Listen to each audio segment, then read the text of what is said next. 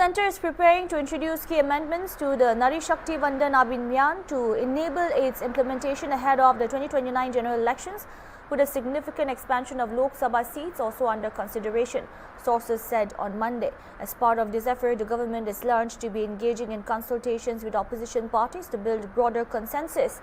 Under the proposed framework, the strength of the Lok Sabha could be increased from the current 543 seats to around 816. Of these, nearly 273 seats are likely to be reserved for women, in line with 33% quota mandated under the law.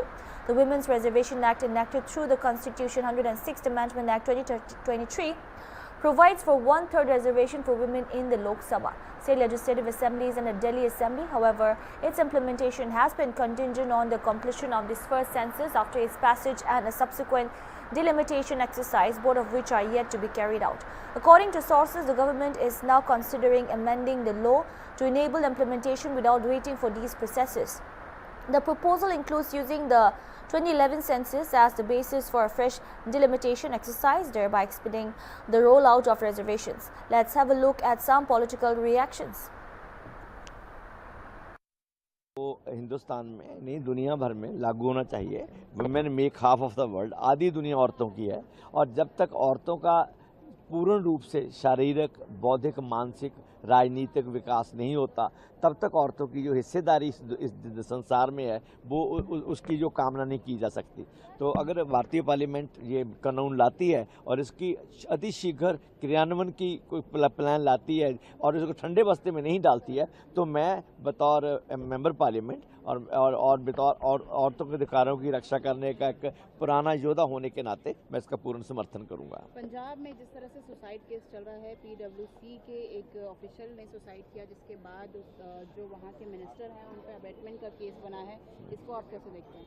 देखो जी, पंजाब में लगातार जब से ये नई सरकार सत्ता में आई है, गैंगस्टर में लगातार बढ़ा है। सिद्धू मूसेवाले के कत्ल से लेकर अब तक दर्जनों खिलाड़ियों के, दर्जनों शहरियों के, व्यापारियों के, सन्नतकारों के वो कत्ल हो चुके हैं और ये सरकार उसमें नाकाम रही है। और ये जिस तरह जिस सत्ता के नशे में और पैसे के नशे में और ये अहंकार में और जिस तरह एक ईमानदार अफसर को जलील किया गया और उसको अपनी जान लेने में मजबूर किया गया, यहाँ तक कि मिनिस्टर द्वारा उसकी पत्नी जो FIR लिखाई है उसमें उसके परिवार को गैंगस्टरों द्वारा मरवाने की धमकियाँ तक दी गई। ये बिल्कुल ही एक बात को स्वीकार नहीं किया जा सकता। कल हम पंजाब के सांसदों ने ये मुद्दा उठाया था और हमारे गृह मंत्री अमित शाह जी ने इस पे CBI की इंक्वायरी का हमें भरोसा दिया है और ताकि ये पंजाब का जो सरकारी जो दमन है और जो सरकार की जो एक गुंडा नीति है उसके ऊपर अंकुश लगाया जा सके।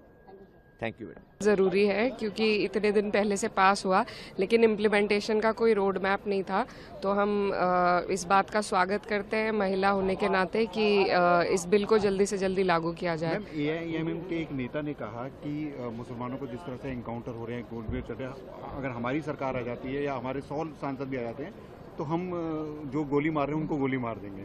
इस तरह का एक देखिए, वो उन्होंने बोला, उनसे पूछिए, लेकिन ये देश संविधान से चलता है आज भी और आगे भी। सरकार किसी की भी आए, संविधान सर्वोपरि है और कानून व्यवस्था है, उसी के अधीन चलना चाहिए। है और 2029 के लोकसभा चुनाव में वो लागू भी हो जाएगा, क्या कहेंगे? इसका स्वागत है और बहुत दिनों से महिला रिजर्वेशन बिल का इंतजार था। नारी वंदन अधिनियम तो जब नए बिल्डिंग में हम लोग गृह प्रवेश किए थे इस पार्लियामेंट भवन में, उसी समय अनाउंस हो गया था कि महिला रिजर्वेशन होगा, लेकिन इतने दिनों की प्रतीक्षा चलती रही, लेकिन फाइनली अगर ये निर्णय लिया गया है तो हम इसका स्वागत करते हैं और महिलाएं तैयार हो रही हैं, आएंगी लोकसभा में भी, विधानसभा में भी, और मुझे लगता है आने वाले समय में अभी हम लोगों की बातचीत नहीं हुई है, कुछ शर्तों के साथ इसे सपोर्ट किया जाएगा। तो आज हम लोग उस पर निर्णय लेंगे कि हमें क्या क्या मांग रखनी है इस बिल में। जो भी इनका ड्राफ्ट हमने देखा नहीं है कि क्या क्या वो उसमें प्रावधान रख रहे हैं। इंडिया गठबंधन के जो पार्टियां हैं वो आपस में मिल बैठ के, आज हमारी मीटिंग भी थी इसको लेकर, उसमें हम लोग ये तय करेंगे कि हमें इसमें क्या क्या ऐड करना है या क्या क्या माइनस करना है, ताकि ये बिल सबके लिए सुविधाजनक हो और सबको इसका लाभ मिले।